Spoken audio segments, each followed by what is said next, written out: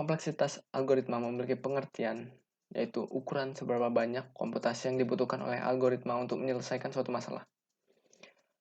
Algoritma dikatakan memiliki kompleksitas yang relatif rendah ketika algoritma tersebut dapat menyelesaikan suatu permasalahan dengan waktu yang relatif singkat. Sedangkan algoritma dikatakan memiliki kompleksitas yang tinggi jika algoritma tersebut dapat menyelesaikan suatu permasalahan dengan waktu yang relatif lama. Jadi, algoritma ini memiliki kompleksitas yang bergantung pada waktu pekerjaan tersebut, algoritma tersebut. Nah, kelas time efficiency. Di sini saya hanya akan menjelaskan singkat dan juga mungkin ada beberapa yang saya tidak jelaskan secara lanjut karena belum menemukan jawaban lebih tepatnya. Yang pertama ini ada kelas konstan, yaitu kelas di mana algoritmanya membutuhkan waktu yang sama untuk menghitung terlepas dari ukuran inputnya. Dengan notasi big O, O1. Contohnya yaitu adalah algoritma ganjil atau genap. Yang kedua adalah logaritmik, yaitu kelas di mana algoritmanya membagi masalah menjadi dua bagian setiap saat. Dengan notasi big O, O log n. Contohnya yaitu adalah algoritma binary search. Yang ketiga ada linear, yaitu kelas di mana algoritmanya waktunya semakin lama seiring bertambahnya input. Dengan notasi big O, ON. Contohnya yaitu adalah algoritma mencari max. Kemudian yang keempat adalah linearitmik.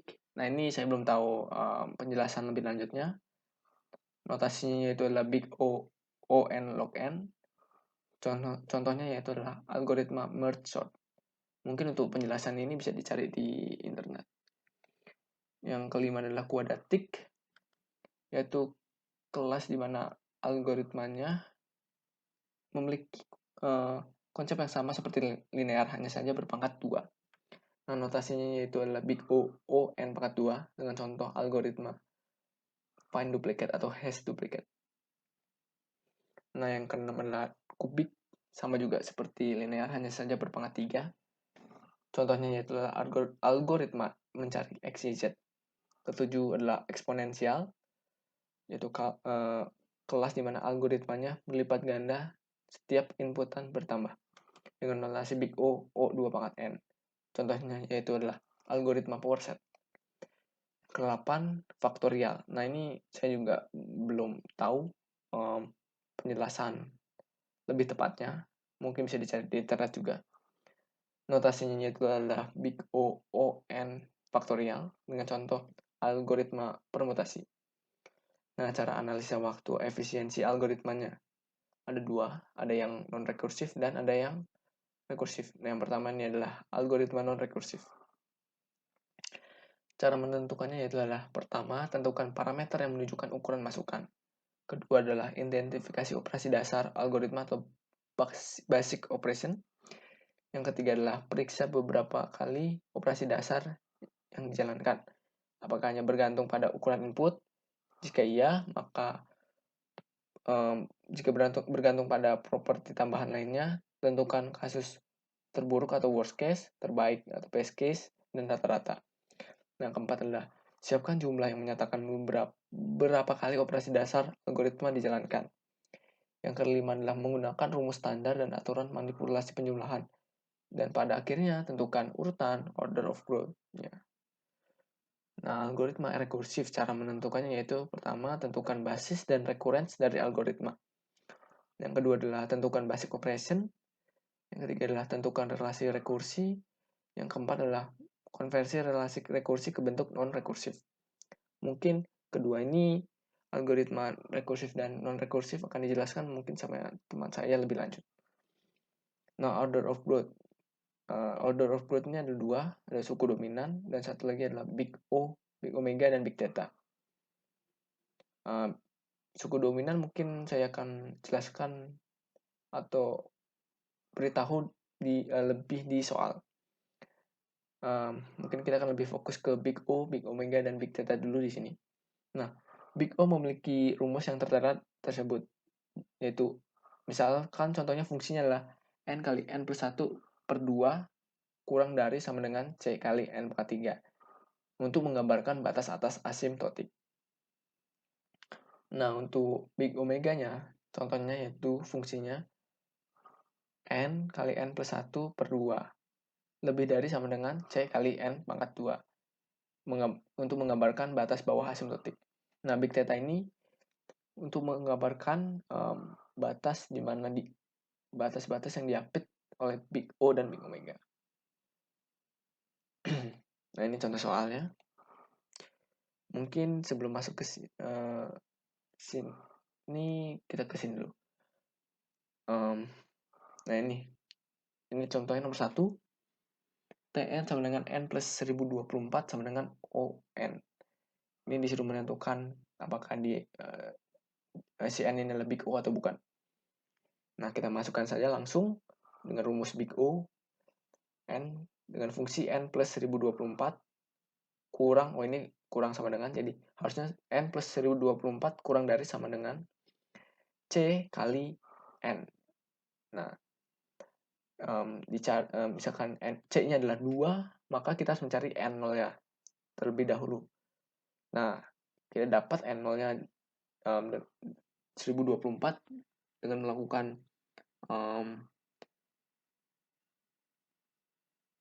ya perpindahan-perpindahan. Nah, ketika N-nya lebih besar dari 1024, maka si ruas kanan memiliki nilai yang lebih besar daripada ruas kiri. Jadi misalkan N-nya 1024 nih. Berarti di kiri adalah 1024 tambah 1024. 2048. Oke, 2048. Kurang dari sama dengan 2 kali 1024. Berarti juga sama 2048. Nah, tapi ketika N-nya 1025, si ruas kanan memiliki nilai yang lebih tinggi daripada ruas kiri. Bisa dikatakan ruas kanan mendominasi ruas kiri. Mengapa N0 masuk? Karena dia cocok untuk dimasukkan ketika N plus 1024 kurang dari sama dengan C kali N. Sama nomor 3 juga sama seperti nomor 1. 8 juga sama, 10 juga sama. Nah, mungkin langsung ke sini saja. Kalau menurut saya pribadi ada cara cepat, yaitu ya menentukan suku dominan. Dengan menentukan suku dominan dengan apa yang akan dibandingkan, atau ruas kanan yang akan dibandingkan dengan ruas kiri. Nah, ini di sini adalah suku dominannya adalah di sini kan N kali N plus 1. Nah, berarti ini bisa dikatakan N kuadrat kan. Nah, N kuadrat ini dia bisa dikatakan sebagai suku dominan. Artinya si plus 1 dan per 2 ini diwakili atau sama N pangkat 2 ini. Nah, dibandingkan dengan berarti N kuadrat kurang dari sama dengan N pangkat 3 karena disari big O-nya. Apakah benar? Ya benar, karena N pangkat 3 ini mendominasi si suku dominan di ruas kiri ini. Maka ini true. Jadi dengan menentukan membandingkan suku dominan dengan ruas kanan, ini lebih mempercepat daripada harus menghitung satu-satu. Nah, kemudian yang kedua adalah sama, ini juga N pangkat 2 plus 1 dan per 2 juga diwakili sama suku dominannya, yaitu N pangkat 2. Big O N pangkat 2 berarti kurang dari sama dengan N pangkat 2. Nah, ya ini juga sama. Oh ya, ini lupa, ini harusnya dikali C ya, sorry. Dikali ini juga dikali C. Nah, ini juga sama. Kenapa si N pangkat 2 ini jika dimasukkan sudah bisa dikatakan dia memiliki nilai yang sama dan juga bisa mendominasi si ruas kiri. apalagi dengan C yang sesuai untuk membuat ruas kanan lebih mendominasi ruas kiri, sehingga bisa dikatakan true. Ini juga sama nih, n kuadrat suku dominannya. Nah ini kan big theta, berarti kita harus menentukan big O dan big omega terlebih dahulu. Nah kita lihat big n kuadrat n kurang dari sama dengan n pangkat 3, atau big omeganya, mencari big omeganya. Big omeganya benar karena si ruas kanan mendominasi ruas kiri, tapi ketika dia lebih daripada sama dengan n pangkat 3 kali C, dia tidak bisa. Karena mengapa? Si N3 ini mendominasi si N pangkat 2 ini. Bentar. Ya, tidak bisa karena si N pangkat 3 ini mendominasi si N pangkat 2, sehingga false. Nah, karena si big omeganya itu adalah false, maka si big theta ini tidak terpenuhi, maka false. Nah, yang keempat, yang terakhir, sama ini juga n pangkat 2. Nah, big omega berarti lebih dari sama dengan n. Nah, dia true. Maafin juga kali. Dan dia juga true karena si n pangkat 2 ini, suku dominan yang di kiri ini mendominasi si C kali n. Mau berapapun nilainya, tetap saja si n pangkat 2 ini mendominasi si ruas kanan, sehingga dia true. Nah, jadi bisa dikatakan bahwa dengan menggunakan suku dominan ini, kita lebih cepat, lebih efisien untuk mencari big O, big omega, dan big theta daripada menghitung seperti ini. Memang benar, menghitung seperti ini lebih lebih tertata dan juga lebih secure, lebih safe daripada mempredik dengan menentukan membandingkan suku dominan dengan apa yang akan dibandingkan. Tapi kita bisa lihat secara langsung big omega, big O, dan big theta dengan membandingkan suku dominan dengan apa yang bakal dibandingkan, fungsi apa yang bakal dibandingkan. Jadi mungkin saya akan memprefer membandingkan dengan suku dominan daripada harus menghitung seperti ini yang memakan waktu lebih lama. Nggak mungkin, ada beberapa latihan yang mungkin bisa dapat dikerjakan jika ingin. Baik, yang selanjutnya saya akan menjelaskan time efisiensi dari algoritma non-rekursif. Nah, sebelum kita menghitung time efisiensi dari algoritma, perlu diingat juga bahwa rumus sum memiliki beberapa teorema. Di antaranya, untuk sum C dikali A bisa ditulis juga sebagai C dikali sum A. Nah, untuk sum A ditambah atau dikurang B dapat ditulis juga sebagai sum A ditambah atau dikurang sum B. Nah, lalu yang selanjutnya untuk sum 1 kita dapat hitung menggunakan upper dikurang lower ditambah 1. Nah, untuk sum I dari 0 sampai N dapat ditulis juga sebagai N dikali N plus 1 dibagi 2. Rumus-rumus ini dapat dicari sendiri di internet ya. Hanya mengingatkan saja. Yang selanjutnya kita membahas time efisiensi dari sebuah algoritma. Bagaimana cara menghitung time efisiensi dari sebuah algoritma? Yang pertama, kita menentukan terlebih dahulu basic operation-nya. Apa itu basic operation? Basic operation adalah operasi dasar yang memerlukan waktu untuk dieksekusi. Contohnya seperti pertambahan, perkalian, pembagian, pengurangan, dan sebagainya. Basic operation di algoritma ini yaitu ada dua, yaitu penjumlahan, dan perkalian. Lalu langkah selanjutnya kita menentukan berapa kali basic operation ini dijalankan. Nah, karena terdapat dua basic operation, penjumlahan dan perkalian, maka kedua-duanya harus dihitung juga berapa kali dijalankannya, dieksekusinya. Nah, yang pertama untuk yang multiple. Multiple ini dieksekusi sebanyak perulangan 1 hingga ke n, sehingga dapat ditulis juga sebagai sum, batas atasnya n, batas bawahnya 1, dan berapa banyak operasi multiple yang ada di algoritma, yaitu sebanyak 1. Dengan teorema di slide sebelumnya, sum 1 kita dapat hitung menggunakan upper min lower ditambah 1.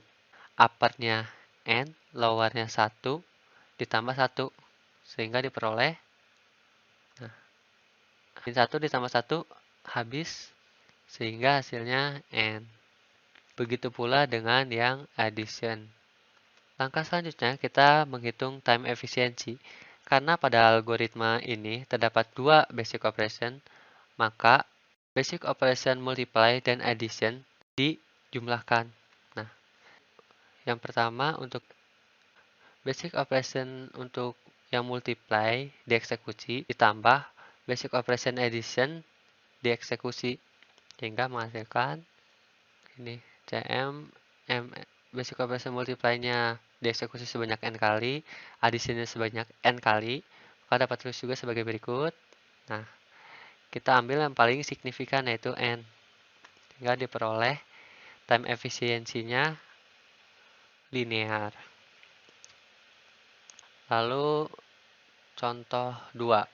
Terdapat algoritma unique element, yang mana algoritma ini berfungsi untuk mengecek apakah array bersifat unik, tidak ada yang duplikat atau ada yang duplikat. Langkah pertama kita menentukan basic operation. Basic operation-nya pada algoritma ini yaitu fungsi perbandingan ini. If A indeks ke I, apakah sama dengan A indeks ke J? Lalu kita menentukan berapa kali basic operation dijalankan. Namun, sebelum itu perlu diingat bahwa terdapat properti tambahan yang mempengaruhi berapa kali basic operation ini dijalankan, yaitu return false ini. Apabila A indeks ke I sama dengan A indeks ke J, maka algoritma otomatis akan mengembalikan nilai false tanpa melanjutkan perulangan. Nah, maka dari itu kita perlu menentukan kasus terburuk dan kasus tercepatnya. Untuk kasus terburuk, yaitu di mana semua perulangan yang ada di sini dijalankan secara full. Maka dari itu, untuk yang pertama, perulangan pertama, batas bawahnya dari 0 sampai n-2, 0 sampai n-2, lalu perulangan yang kedua, dari i plus 1 hingga n-1, banyaknya basic operation-nya 1. Nah, pertama kita uraikan satu-satu. Nah, untuk yang sum 1 ini, kita dapat menggunakan teorema upper kurang lower ditambah 1. Uppernya n-1 dikurang lowernya i plus 1 ditambah 1. Tinggal jumlahkan saja. Min 1 ditambah 1 habis. Min dikali i, min dikali 1, min 1. Sehingga diperoleh. Nah, lalu berdasarkan teorema juga bahwa sum dari upper lower A plus minus B dapat kita tulis juga sebagai sum A ditambah atau dikurang sum B. Maka persamaan ini dapat ditulis juga sebagai sum dari n-1 dikurang sum dari I. Lalu berdasarkan teorema juga bahwa sum I, L, C, A bisa ditulis juga sebagai C sum A Maka untuk persamaan ini dapat ditulis juga sebagai n-1 dikali 1 sehingga diperoleh n-1-nya dikeluarkan, dikedepankan. n-1 dikali sum 1 dikurang sum I. Oke, hapus dulu. Untuk yang angka selanjutnya, yang sum ini sama dengan 1, dapat kita hitung juga menggunakan rumus teorema yang sudah dijelaskan sebelumnya, yaitu upper min lower ditambah 1. Uppernya n-2, lowernya 0 kurang 0 ditambah 1. Jadi n-1. Untuk yang ini juga dapat diuraikan menggunakan teorema yang sebelumnya, yaitu sigma n I sama dengan 0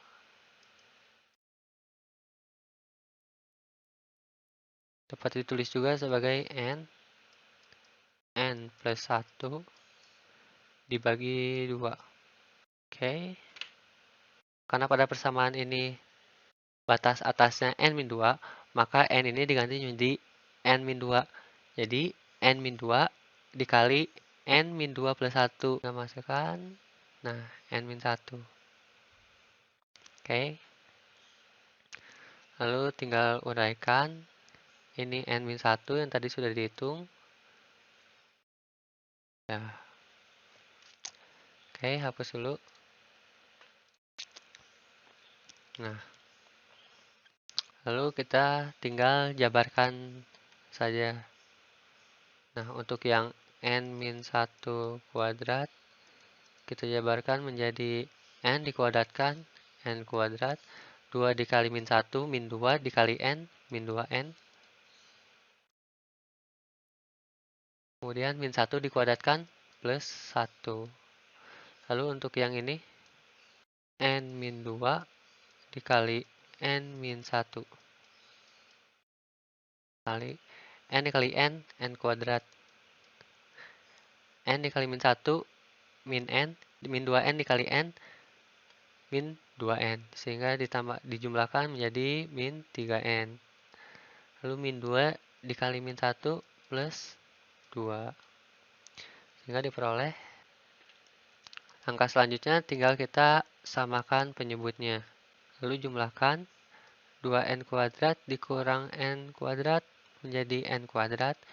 Min 4n ditambah 3n jadi min n plus 2 dikurang 2 habis. Sehingga diperoleh n kuadrat min n per 2. Nah, ambil yang paling signifikan, yaitu yang kiri. Jadi, time efisiensinya kuadratik dan operasi yang dijalankannya sebanyak n kuadrat per 2. Oke, hapus dulu. Nah, itu untuk kasus yang terburuk. Nah, untuk kasus yang paling cepat dari algoritma ini, di mana A indeks pertamanya, A indeks pertama dan A indeks keduanya sama, sehingga basic operation hanya dijalankan satu kali dan langsung mengembalikan nilai false. Sehingga kasus terbaiknya, tercepatnya, itu sebanyak 1 atau konstan.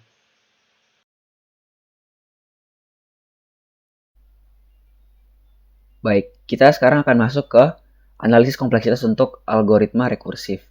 Algoritma rekursif itu adalah algoritma yang memanggil dirinya sendiri. Nah, jadi untuk langkah-langkah dari analisis kompleksitas algoritma rekursif ini ada 4 langkah. Yang pertama, kita harus menentukan basis dan recurrence dari algoritma rekursif tersebut. Basis itu adalah sebuah kondisi yang menyatakan bahwa algoritma rekursif ini harus berhenti. Karena algoritma rekursif ini akan terus memanggil dirinya sendiri dan dia akan berhenti pada basis. Nah, kemudian rekurensi ini adalah bagian di mana algoritma ini memanggil dirinya sendiri. Nah, kemudian yang kedua adalah kita akan menentukan basic operation dari algoritma tersebut. Jadi, sama seperti algoritma iteratif, kita akan menentukan banyaknya basic operation seperti penjumlahan, atau pengurangan, atau perkalian. Dan setelah itu, kita akan membuat relasi rekursi dari algoritma rekursif ini. Dan yang terakhir, kita akan mengubah relasi rekursi tersebut menjadi non-rekursi. Dan setelah itu kita bisa mengambil kesimpulan mengenai kompleksitasnya. Untuk contoh, misalkan kita memiliki algoritma power yang menerima input X dan N, dan akan mengembalikan output X pangkat N. Nah, ini adalah sebuah algoritma rekursif. Dan yang pertama kita lakukan adalah menentukan basis dan rekurensnya. Dan jadi pada basis kita dapat melihat pada bagian if n sama dengan 0, return 1. Ini adalah basis dari algoritmanya. Kemudian untuk rekurensnya adalah di bagian else return x dikali power x n min 1. Ini adalah algoritma ini sendiri dipanggil lagi. Setelah itu, kita menentukan berapa banyak basic operation. Nah, jadi untuk basis if n sama dengan 0, return 1, maka tidak ada basic operation pada basis, sehingga tn untuk basis adalah 0. Dan kemudian pada recurrence terdapat satu basic operation yaitu kali. Dan juga ada power xn min 1 yaitu fungsi yang sama. Sehingga untuk tn pada recurrence maka adalah tn min 1 ditambah 1 yaitu operasi perkalian ini. Dan setelah itu kita dapat membuat relasi rekursi. Itu seperti ini. Jadi tn itu sama dengan 0 untuk n sama dengan 0 yaitu pada basis, dan kemudian tn sama dengan tn min 1 plus 1 untuk n lebih besar daripada 0 yaitu akan masuk pada bagian recurrence atau else ini. Nah, selanjutnya setelah memiliki ini kita akan membuat relasi non rekursinya. Nah, jadi kita memiliki t0 sama dengan 0 dan tn sama dengan tn min 1 plus 1. Nah, pada rumus tn ini, kita dapat mensubstitusikan tn min 1 menjadi tn min 2 plus 1. Plus 1 yang ini akan ke sini. Kemudian tn min 2 kita bisa mengubahnya juga menjadi tn min 3 plus 1 plus 1 plus 1. Nah, dari sini kita dapat melihat sebuah pola bahwa tn itu adalah tn min i plus i. Seperti lihat ini tn min 3 ditambah 3 tn min 2 plus 2, tn min 1 plus 1. Nah, setelah menemukan ini, kita ingin tahu kapan algoritma ini akan berhenti, yaitu pada basisnya. Sehingga kita harus mengetahui kalau n minus i itu harus sama dengan 0. Sehingga dapat kesimpulan bahwa n sama dengan i. Nah, kemudian setelah ini kita akan mensubstitusikan lagi, mengubah i menjadi n. Jadi tn sama dengan t n minus n tambah n. I ini menjadi n. Kemudian dilanjutkan n minus n menjadi 0. Jadi t0 tambah n. Lanjutkan menjadi t0 adalah 0 berdasarkan ini tambah n. Sehingga tersisa tn sama dengan n. Nah, dari sini kita dapat mengambil kesimpulan bahwa algoritma ini memiliki kompleksitas ON atau linear. Nah, untuk contoh kedua, misalkan kita memiliki algoritma move. Nah, jika dilihat, algoritma ini adalah algoritma Tower of Hanoi. Nah, jadi sama seperti tadi, cara mengerjakannya adalah pertama-tama kita harus melihat basis dan rekurensnya. Nah, basis dan rekurensnya itu, yang basisnya adalah pada bagian if n sama dengan 1, maka output ini. Inilah bagian basisnya. Kemudian pada bagian rekurensnya adalah bagian else-nya. Yaitu terdapat 2 kali pemanggilan diri sendiri.